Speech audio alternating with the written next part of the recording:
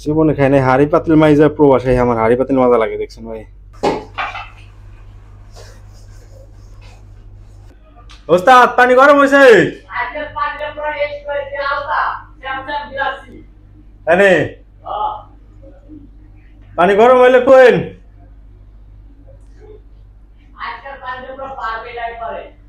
এনে ওকে ওকে। আজকে আমি আমার রুমের সাথে একটু সবার পরিচয় করে দিই। তো প্রবাস জীবন আসলে সব থেকে মেন সমস্যা হচ্ছে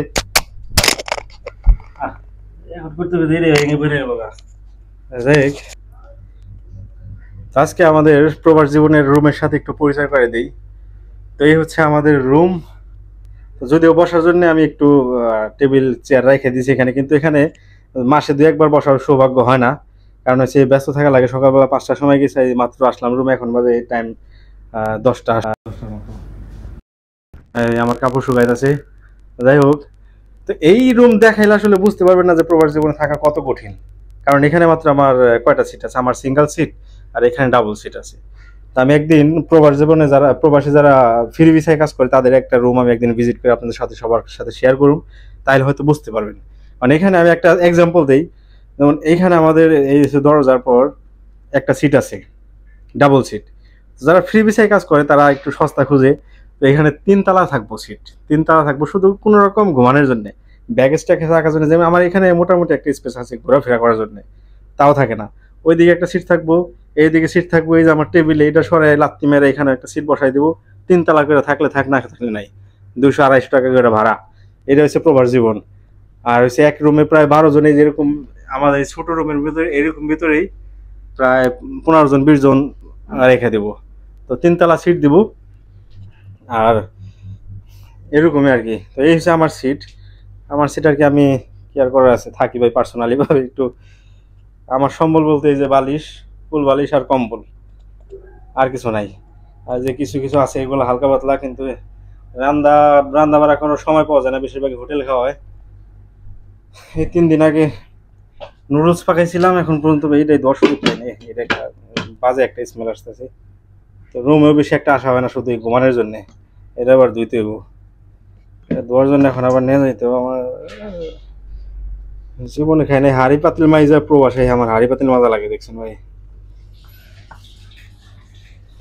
এরা অবস্থা নেই,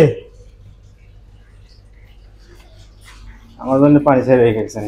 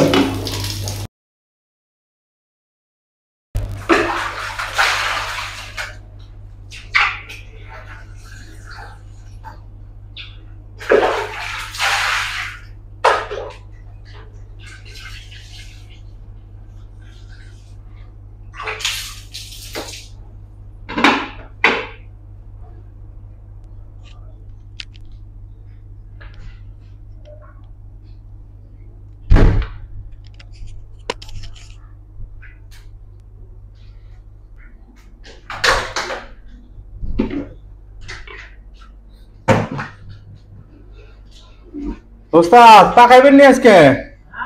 আজকে আবার পাকাইবেন নি কিছু? কি পাকাইবেন? খিচুড়ি? কই খিচুড়ি পাকাইবেন নি মুরগি দিয়ে? এই মুরগি দিয়ে খিচুড়ি পাকাইবেন নি? হ্যাঁ সর্বনাশ। না ওস্তাদ পাকাই ফেলাইছে না?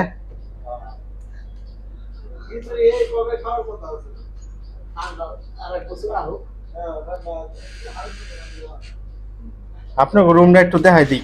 ওই যে পয়রা দেখাচ্ছিলাম। আপনি কি হয়ে রয়েছেন? এই যে আমার আরেক রুম। আমার জিগায় ওস্তাদ কি পাকাইছেন? সব দেখাম কি কোন?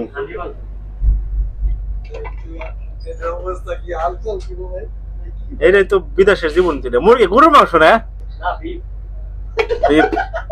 মরিচ এটা খান নাই? ওরা খেয়ে মরবো না।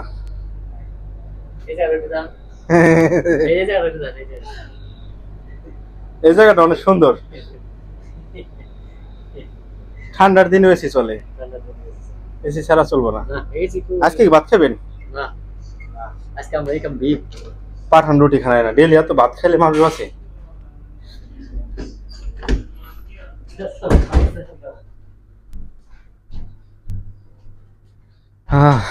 জীবন বিদেশে এসে টাকা কামাইবো পোলাপানে। অবশ্য আমাকে কথা করে লাভ নেই, এক যুগ পার করে দিছি। এক যুগ পার করে এখন এই যে বিদেশের ককরোচ মারি। ককরোচ মারার ওষুধ বহুত ককরোচ ভাই। একটা জিনিস খাটমল থেকে মুক্ত আছে, খাটমল অনেকদিন ধরে চেক দিয়ে নেয়, থাকে তো বেশিরভাগ কোনা দিয়ে নাই।